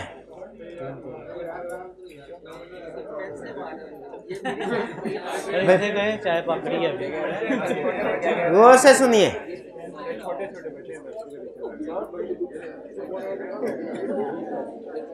इंटरनल कंट्रोल सिस्टम के 5 है। अब सुन लीजिए, एग्जाम में इस कंसेप्ट को कैसे टेस्ट कर सकता है, ये सुन लें। जो ये कंसेप्ट है ना, ये इसमें वो ज्यादातर लिमिटेशंस ये पूछता है। केस स्टडीज के पॉइंट ऑफ व्यू से डायरेक्ट रिप्रोडक्शन में ये पूछता है। केस स्टडी ना इसमें टेस्ट करता है ना इसमें टेस्ट करेगा। रिप्रोडक्शन के क्वेश्चन में inherent limitation of internal control test कर, हाँ केस स्टडी टेस्ट नहीं कर, लेकिन किसी केस स्टडी में इस कंसेप्ट को यूज कर सकता है पार्शली। जैसे मैंने आपको बताया, आगे चल के वो जो केस में कहता है कंट्रोल स्ट्रांग है कि वीक है, वो रिक्वायरमेंट अगर हो कि वीकनेसेस आइडेंटिफाई करो, तो हम वीक के ऊपर फोकस कर रहे हैं। हाँ, और एक केस स्टडी में उससे पूछा था क्या आइटम इंटरनल कंट्रोल पे ओपिनियन एक्सप्रेस करता है, तो 1-1-2 नंबर के साथ शायद कुछ, वरना रिप्रोडक्शन में नहीं। तो ये केस स्टडी के अंदर एक छोटा सा कंसेप्ट के तौर पे टेस्ट हो सकता है, ये रिप्रोडक्शन में हो सकता है। इसमें क्या पूछ सकता है? पहली चीज, वो आपको में से कोई से 2 या एक एलिमेंट को कह सकता है एक्सप्लेन करो। खास तौर पे वो जिन एलिमेंट्स को कहता है ना एक्सप्लेन करो, वो कंट्रोल एनवायरनमेंट और कंट्रोल एक्टिविटीज हैं, क्योंकि दोनों में लफ्ज कंट्रोल आता है, स्टूडेंट उसको मिस क्लासीफाई कर देते हैं। कंट्रोल एनवायरनमेंट पूछे वो कंट्रोल एक्टिविटी बता देते हैं, कंट्रोल एक्टिविटी पूछे। अच्छा कंट्रोल एक ये चलिए, तो आपसे कोई एक या दो एलिमेंट देके पूछेगा इसको एक्सप्लेन कर दो,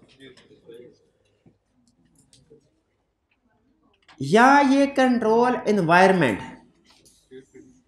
इसके ऊपर छोटी सी केस स्टडी आई कैप ने कभी नहीं बनाई, लेकिन दूसरी एग्जामिनेशन बॉडीज में उन्होंने बनाई है, क्योंकि उनका कहना ये होता है और बात उनकी बड़ी लॉजिकल है उनका। अच्छा मुझे ये बताइए, अगर कंसेप्ट समझ आया आपको, आपने किसी भी इंटरनल कंट्रोल सिस्टम की अंडरस्टैंडिंग ऑब्टेन करनी है तो कंट्रोल एनवायरनमेंट को अंडरस्टैंड करना है कि कंट्रोल एक्टिविटीज को? गलत, दोनों को करना, दोनों को करना। पहले किसको करना है क्वेश्चन? अच्छा उसने बात बड़ी अजीब लिखी हुई, उसने कहा अगर कंट्रोल एनवायरनमेंट स्ट्रांग हो ना तो आप बाकी के एलिमेंट्स को अंडरस्टैंड करो, अगर कंट्रोल एनवायरनमेंट वीक है बाकी एलिमेंट्स को भी अंडरस्टैंड करने की जरूरत नहीं है, नहीं है। जैसा लीडर होता है ना, लीडर वैसे अवाम होते हैं, वैसे अवाम होते हैं। एक दो जैसे टीचर वैसे। अच्छा ये बात बिल्कुल ठीक है, मजे की 2 मिनट दे तो एक आप ना मैं बताता हूँ, एक वैसे सजेशन दे रहा हूँ, बाकी मर्जी आपकी करना तो आपने खुद जो दिल में आएगा। जब आप कैफ क्वालिफाई करेंगे ना उसके बाद आपने एक डिसीजन करना होगा किस फर्म में जाए, ये सेलेक्ट इंडियन इंडस्ट्री में जाए। ये सिलेक्शन करने के लिए आप बहुत से फैक्टर्स को कंसीडर करना भी चाहिए। मैं उस किसी फैक्टर को नहीं कह रहा कि करना चाहिए, लेकिन एक फैक्टर ऐड कर रहा हूँ, इसको ज़रूर कंसीडर कीजिएगा कि जिस जगह पे आप काम करने के लिए वहाँ का कल्चर कैसा है। ये बात कंफर्म है, जिस तरह का कल्चर होगा ना आप वैसे ही बाहर निकलेंगे बन के। अगर वहाँ पे गालम गलोच का कल्चर होगा ना, कुछ फर्म में होता है सुना मैंने गालम गलोच का, तो आप भी गालम गलोच के आदी होंगे सारी जिंदगी उसी कल्चर। देखिए मैं आज मुझे 12 साल हो गए हैं, आर्टिकल्स मेरे ख़त्म हुए, ठीक है 12-13 साल हो गए, उससे भी ज़्यादा। आज तक फर्म की आदतें बढ़ी हुई हैं, बाज़ औक़ात तो वो अल्फाज बोला, हालांकि फर्म में सिर्फ 4 साल गुजारे हैं, उसके बाद 12-13 साल हो गए, लेकिन तो वो जो 4 सालों की ट्रेनिंग होती है ना, वो आपकी पर्सनैलिटी का हिस्सा बन जाती है। इसीलिए डिसीजन करते हुए कल्चर को ज़रूर जहन में रखें, ख़ास तौर पे उसमें ये जो कल्चर होता है ना प्रेशराइज करने का, जिसमें सीनियर अपने आप को कोई सुपरमैन समझता हो, आपसे सुपीरियर समझता हो। देखिए सीनियर होना और है, सीनियर सुपीरियर नहीं होते, ठीक है। सीनियर ठीक है रिस्पेक्ट करने, सुपीरियर गलत किस्म की प्रैक्टिसेस हो रही है, बिला वजह लेट सीटिंग हो रही है। तो इसमें चाहे वो फेमस फर्म क्यों ना हो, कोशिश कीजिएगा उसमें ना जाए, वरना एक अच्छी फर्म का नाम टैग तो साथ लग जाएगा आपके, लेकिन वो चीज़ें आपकी पर्सनैलिटी का है, आपको पता भी नहीं चलेगा और आप उसी चीज़ों के मुताबिक सारी ज़िंदगी अमल कर रहे होंगे। बहरहाल तो ये एग्जाम्पल मेरे जहन में इस वजह से ही कंट्रोल एनवायरनमेंट की वजह से, क्योंकि कंट्रोल एनवायरनमेंट तो आपने ये देखना है कंट्रोल एनवायरनमेंट कैसा है हमारे क्लाइंट का। स्टैंडर्ड में लिखा हुआ है कंट्रोल एनवायरनमेंट फारग है, आगे जाओ ही नहीं के सर। जिस फर्म का फॉर एग्जांपल पार्टनर ही ऐसा है, वो लेट सीटिंग करता है, ठीक है, वो आता ही लेट है, लेट बैठता है, और उसका एथिकल बिहेवियर अच्छा नहीं है, क्या आप इमेजिन कर सकते हैं कि बाकी लोगों का बिहेवियर क्या होगा? वो भी उसको ही फॉलो कर रहे हैं, उसी के मुताबिक हो। हमें बाकी लोगों को स्टडी करने की जरूरत नहीं है, पार्टनर को स्टडी कर लिया काफी है। हाँ अगर पार्टनर का बिहेवियर अच्छा है फिर आगे देखेंगे कि नीचे लोगों का किस तरीके से बिहेवियर या एटीट्यूड है। ये फॉर्म में जाने से पहले पता कैसे चलेगा? अपने सीनियर से पूछे, अपने टीचर से पूछे।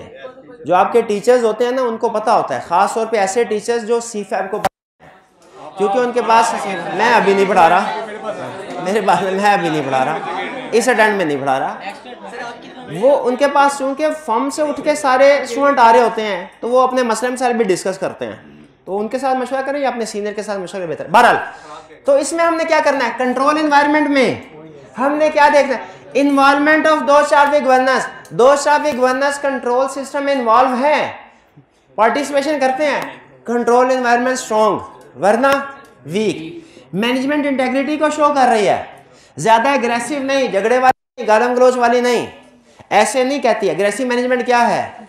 एक तो ये है ना कि भाई आज काम खत्म करके जाना है वरना घर नहीं जाना, तो ये भाईजान क्या करेंगे, शाम को किसी तरीके से भी हो काम खत्म कर ही लेंगे ना, खत्म कर लेंगे।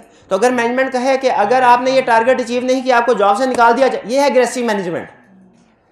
एग्रेसिव मैनेजमेंट करेंगे तो कंट्रोल्स को बाईपास करेंगे लोग फिर उन टारगेट्स को अचीव करने के लिए। कमिटेड मैनेजमेंट को कमिटेड टू कॉम्पिटेंस होना चाहिए, कॉम्पिटेंस की बेस पे हायरिंग फायरिंग प्रमोशन के डिसीजन हो, पर्सनल लाइक्स डिसलाइक्स की बेस में ना हो। ह्यूमन रिसोर्स पॉलिसीज एप्रोप्रिएट हो, हायरिंग फायरिंग अच्छे तरीके से पूरी पॉलिसीज हो उनके मुताबिक, सिफारिश की बेस पे नहीं। नो टॉलरेंस ओवर पेटी थेफ्ट, ये हम पढ़ चुके हैं। हाँ जी बिल्कुल। तो कंट्रोल, सबसे पहले किसी भी जगह जाना है आपने, सबसे ये स्ट्रॉन्ग है आगे चलेंगे, ये वीक इधर फा। Information system relevant, control environment फर्ज कीजिए स्ट्रॉन्ग है। अब क्या करना है, information system relevant to financial statements, और इसमें क्या सारे के सारे ट्रांजैक्शन पे कंट्रोल डेवलप करना है या सिग्निफिकेंट पे? सिग्निफिकेंट कौन कौन सी हैं हमारे सिलेबस की हद तक? Sales, purchase, payroll, cash and bank.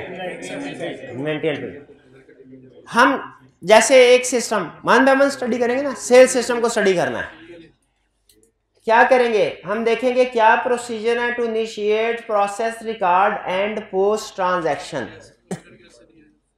और हर में रिलेटेड काउंटिंग रिकॉर्ड्स क्या मेंटेन हो रहे हैं, रिलेटेड काउंटिंग रिकॉर्ड, इन दोनों को एक्सप्लेन कर रहा हूं इकट्ठा। इसमें यह कह रहा है कि किसी भी सिस्टम जिसकी अंडरस्टैंडिंग ऑब्टेन करनी है ना, आप देखिए उसमें एक्टिविटीज क्या परफॉर्म हो रही है, प्रोसीजर, और इसमें कह रहा है कि रिकॉर्ड क्या मेंटेन हो रहा है। मैंने सेल्स सिस्टम अंडरस्टैंड करना है, क्लाइंट से पूछा सर बताइए आपके प्रोसीजर्स क्या हैं, क्लाइंट कहेगा सर हमारी सेल्स की ट्रांजैक्शन इनिशिएट होती है जब कस्टमर ऑर्डर देता है, कस्टमर ऑर्डर देता है, फिर उसके बाद हमारी सेल्स की ट्रांजैक्शन 4 डिपार्टमेंट से प्रोसेस होती है, सेल्स ऑर्डर डिपार्टमेंट, फिर उसके बाद डिस्पैच डिपार्टमेंट जो क्या करता है चीज़ों को कस्टमर को डिस्पैच करता है, फिर इनवाइसिंग या बिलिंग डिपार्टमेंट जो कि इनवाइस बनाता है, फिर जीएल या अकाउंट्स डिपार्टमेंट जो इस सेल की ट्रांजैक्शन को अकाउंट्स में रिकॉर्ड करता है। ये हमारे प्रोसीजर्स हैं। हम कहेंगे अच्छा इसमें अकाउंटिंग रिकॉर्ड्स क्या क्या मेंटेन कर रहे हैं आप, वो बताएगा। एक तो हमने उसे पूछा ना एक्टिविटीज क्या क्या परफॉर्म हो रही हैं, हर डिपार्टमेंट में याद रखे कुछ ना कुछ रिकॉर्ड मेंटेन हो रहे होते हैं। हमने चूंकि रिकॉर्ड की भी वेरिफिकेशन करनी होती है, इसीलिए सिस्टम में एक्टिविटीज के साथ साथ रिकॉर्ड, प्रोसीजर के साथ साथ रिकॉर्ड को भी अंडरस्टैंड करते हैं। और ये चीज आपको याद होगा मैंने आपको चैप्टर 10 में भी सिखाई थी। सिर्फ आपने प्रोसीजर बताते हुए ये नहीं लिखना कि ये प्रोसीजर परफॉर्म, उसमें जो यानी चेक किया शिपिंग डॉक्यूमेंट्स, बल्कि डॉक्यूमेंट्स का नाम भी लिखना था, गुड डिस्पैच नोट सेल। तो यहाँ पे बताता है सर सेल्स डिपार्टमेंट में, ऑर्डर डिपार्टमेंट में सेल्स ऑर्डर डॉक्यूमेंट बनती है, डिस्पैच डिपार्टमेंट में good dispatch note, invoice department में सेल इनवाइस, और जीएल या अकाउंट्स डिपार्टमेंट है वो अपने उसी इनवाइस के ऊपर साइन या स्टैम्प कर देता है, जो जिन ट्रांजैक्शन को वो पोस्ट कर देता है। ठीक है, तो इस तरीके से हमारी फाइनेंशियल स्टेटमेंट प्रिपेयर होती है। यानी information system relevant to financial statement हम क्या स्टडी करते हैं, क्लाइंट की सिग्निफिकेंट ट्रांजैक्शन कौन कौन सी है, ये ट्रांजैक्शन स्टार्टिंग पॉइंट से लेके एंड तक किन प्रोसेस से गुजरती हैं, और हर प्रोसेस पे हर स्टेज पे क्या डॉक्यूमेंट्स प्रिपेयर होती हैं, और अल्टीमेटली फिर फाइनेंशियल स्टेटमेंट कैसे बन रही है। यह है इंफॉर्मेशन सिस्टम रेलिवेंट टू। फिर इसके बाद एंटिटीज रिस्क असेसमेंट प्रोसेस, जिसमें हम क्या, जिसमें मैनेजमेंट क्या करती है, इस इंफॉर्मेशन सिस्टम में जो रिस्क है, रिस्क असेसमेंट प्रोसेस में 3 काम किए जाते हैं, सुनते ही समझ आ जाएगा। रिस्क को आइडेंटिफाई किया जाता है, असेस किया जाता है, बड़ा रिस्क है छोटा रिस्क, मैनेज किया जाता है। मैनेज कैसे किया जाता है भला, कंट्रोल एक्टिविटीज से। रिस्क को मैनेज कैसे किया जाता है, कंट्रोल एक्टिविटीज से। क्लियर? हाँ, यहाँ पे हमें कुछ रीजन दे रहा है कि जो रिस्क हमने आइडेंटिफाई करना होता है ना, तो रिस्क किन चीजों की वजह से राइज होता है, ये सारी रीजन हम पढ़ चुके हैं। कहीं न्यू पर्सोनल आ जाए, नया CFO CEO आ जाए, रिस्क, नया बंदा गलतियां करता है, न्यू IT सिस्टम प्रोसेसिंग समझने में, उसकी प्रोसेसिंग में एरर हो सकते हैं। रैपिड ग्रोथ, पिछले साल के निस्बत इस साल 60% ग्रोथ हो गई। न्यू प्रोडक्ट्स लॉन्च की, रिस्क है, NRV फेल हो सकती है, NRV पे रिकॉर्ड करनी पड़ेंगी। फॉरेन ऑपरेशन, फॉरेन करेंसी का रिस्क है, रीस्ट्रक्चरिंग, प्रोविजन रिकॉर्ड करने। तो ये सारी एग्जांपल पढ़ चुके हैं। कंट्रोल एक्टिविटीज, जब रिस्क असेस हो जाएंगे अगला स्टेप क्या करना है? कंट्रोल एक्टिविटीज की डिफरेंट टाइप्स हैं, सिर्फ नाम की हद तक समझ लें, सिर्फ नाम की हद तक, क्योंकि डिटेल हमने लेक्चर के अगले हिस्से में समझना। एक कंट्रोल है ऑथराइजेशन। ऑथराइजेशन का मतलब क्या है? ट्रांजैक्शन होने से पहले उसकी अप्रूवल होना। ये कंट्रोल है, एरर फ्रॉड को कम करेगा। परफॉर्मेंस रिव्यूज, ये इसको कहते हैं, ये पहले होगा कंट्रोल, ये बाद में। परफॉर्मेंस रिव्यूज का मतलब क्या है? परफॉर्मेंस रिव्यू, भाई लास्ट ईयर क्या परफॉर्मेंस थी, इस साल क्या परफॉर्मेंस है, उसको रिव्यू करना, उसको बजट वगैरह के साथ कंपेयर करना, ये परफॉर्मेंस रिव्यू। एक लफ्ज बताता हूं, उससे कंसेप्ट बिल्कुल खुल के सामने आ जाएगा। अगर वही काम ऑडिटर करे उसे कहते हैं एनालिटिकल प्रोसीजर, और वही काम मैनेजमेंट करे परफॉर्मेंस रिव्यू। इसी वजह से इसे मैनेजमेंट कंट्रोल भी कहते हैं। ठीक है, परफॉर्मेंस रिव्यू एनालिटिकल प्रोसीजर ही है, फर्क सिर्फ क्या है? मैनेजमेंट कर रही है, वो ऑडिटर कर रहा है। जैसे रिस्क असेसमेंट ऑडिटर भी करता है, रिस्क असेसमेंट मैनेजमेंट भी करती है। मैनेजमेंट के रिस्क असेसमेंट का क्या था? एंटी रिस्क असेसमेंट, और ऑडिटर के रिस्क असेसमेंट प्रोसीजर। शाबाश।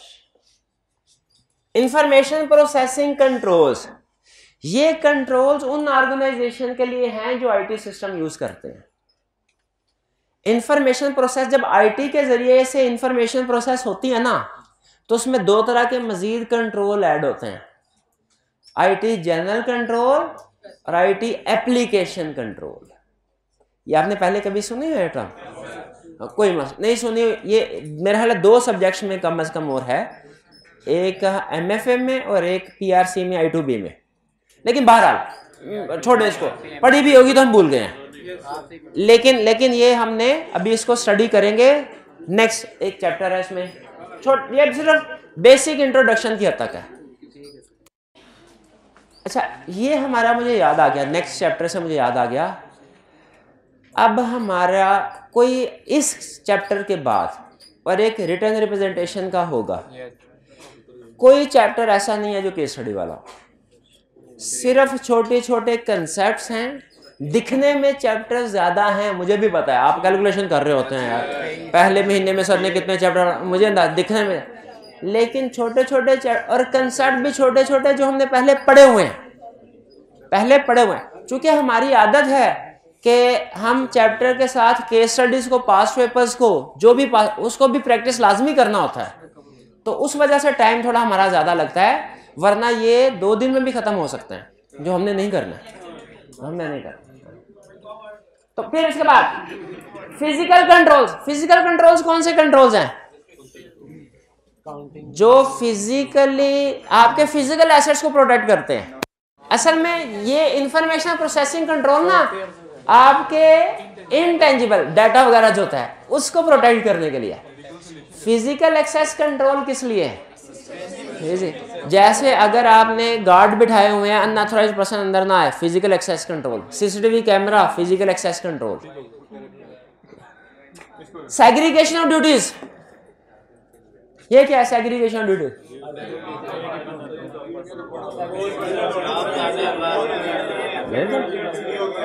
अच्छा, सेग्रीगेशन ऑफ ड्यूटीज से कंट्रोल्स स्ट्रॉन्ग, यानी कंसेप्ट क्या है सेग्रीगेशन ऑफ ड्यूटीज का? अब देखें, टीचिंग है ना, टीचिंग एक काम है। अब इसमें ऐसा भी हो सकता था, मैं पीछे जाके पहले कैमरा सेट करता, फिर इधर आके पहले सारा मैटर खुद लिखता, फिर उसके बाद लेक्चर भी खुद ऐसा भी हो सकता, कुछ लोग ऐसा करते भी हैं। लेकिन मुझे बताइए हमने क्या, हमने इस एक प्रोसेस को सेग्रीगेट कर दिया। इसका एक फायदा तो ये हुआ कि हर एक काम में स्पेशलाइजेशन हो गई, हर बंदा अपने काम में स्पेशलिस्ट है। दूसरा फायदा ये हुआ कि अगर एक बंदा कोई गलती करता है तो दूसरा उसको आइडेंटिफाई कर लेता है। जैसे बाज़ बात कुछ अल्फाज में एक आधा लफ्ज अगर ऊपर नीचे हो गया है तो मैं कहता हूँ इसको ठीक कर ले, लेकिन अगर मैं खुद ही कर रहा होता, गलती तो हर इंसान से होगी, क्या मैं अगर लिखूंगा तो मैं गलती नहीं करूंगा, बिल्कुल गलती अरे, लेकिन दूसरा बंदा इन्वॉल्व हो जाए वो उसको आइडेंटिफाई कर लेता है।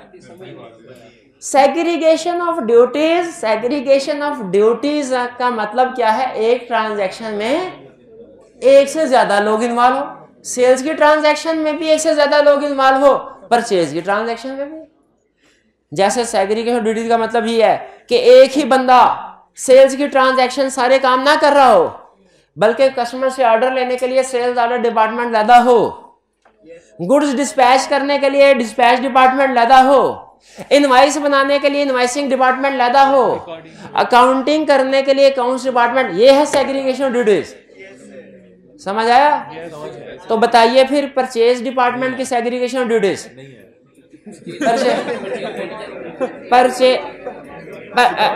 रेक्विजिशन भेजने वाला बंदा अलग हो, सप्लायर के साथ ऑर्डर एग्री करने वाला बंदा अलग हो, रिसीव करने वाला बंदा अलग हो, पेमेंट करने वाला अलग हो, इनवाइस प्रोसेस करने वाला अलग हो, रिकॉर्ड करने वाला अलग हो, और कस्टोडियन उसका जिसने इन्वेंट्री को रखना है अलग हो। यानी जो भी फंक्शन आपके जहन में आ सकता है आपने लिख देना अलग हो। इतने बंदे हो जाएंगे तो, इतने बंदे, यही तो इतने बंदे हो जाएंगे। वो इसीलिए तो हमने वो पढ़ा था क्या लिमिटेशन में, सेग्रीगेशन ड्यूटीज स्मॉल ऑर्गेनाइजेशन में पास है। कंट्रोल, अच्छा कंट्रोल इन्वायरमेंट, और अभी समझ आते हैं सिर्फ आखिरी दो क्वेश्चन, उसके बाद चाय की ब्रेक। दे सकते हैं चाय की ब्रेक? अभी नहीं दे सकते।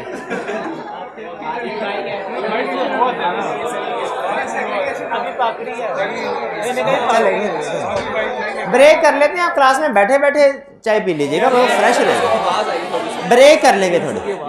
शू शू की आवाज से मुझे कोई प्रॉब्लम नहीं, आप चू चू की आवाज भी निकालने मुझे कोई प्रॉब्लम नहीं।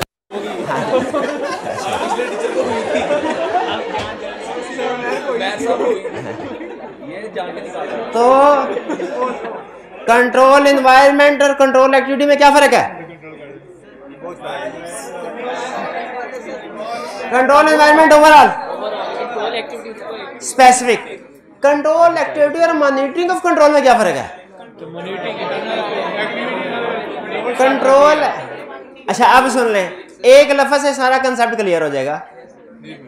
वही काम अगर ऑडिटर करे उसे टेस्ट ऑफ कंट्रोल कहते हैं, वही काम इंटरनल ऑडिट वाले करें मॉनिटरिंग ऑफ कंट्रोल, के कंट्रोल सही ऑपरेट हो रहे हैं कि नहीं। बैंक रिकंसिलिएशन स्टेटमेंट बनाना ये कंट्रोल है, चेक करना कि बैंक रिकंसिलिएशन स्टेटमेंट बन रही है कि नहीं, monitoring of control. Credit limit set करना, उसके मुताबिक सेल्स ऑर्डर इशू करना, ये कंट्रोल है। और चेक करना कि क्रेडिट लिमिट से ज्यादा अप्रूवल तो नहीं दी जा रही, ये मॉनिटरिंग ऑफ कंट्रोल है। यानी वही काम अगर एक्सटर्नल ऑडिटर करे टेस्ट ऑफ कंट्रोल, और वही काम इंटरनल ऑडिटर वाले करें मॉनिटरिंग ऑफ कंट्रोल। तो ये था हमारा इस लेक्चर का कंसेप्ट। इस लेक्चर में हमने क्या सीखा? हमने डेफिनेशन सीखी इंटरनल कंट्रोल की, रिस्पॉन्सिबिलिटी लिमिटेशन सीखी, फिर उसके बाद इंटरनल कंट्रोल सिस्टम के एलिमेंट सीखे। कितने एलिमेंट्स थे? अब आपने क्या करना है, देखें चाय तो अभी बन रही है, उसमें तो टाइम है आपके पास। अब भाई मेरी चाय तो बन जाएगी ना, कि मुझे भी आपके पास 12 मिनट हैं, 12 मिनट या तो इसको ज़ाया कर दे, मोबाइल वगैरह पे इस्तेमाल कर दे, घूम फिर के आ जाए, या अभी बैठ के पढ़ ले कि कंसेप्ट सारा समझ आए। चले ज़ाया कर दे, ज़ाया कर दे। मतलब रिलैक्स कर लें, रिफ्रेश हो जाएं, अगले चैप्टर्स के लिए तैयार हो जाएं, अगले लेक्चर के लिए। चलिए आज का लेक्चर यहाँ पे ख़त्म करते हैं। अल्लाह हाफ़िज़।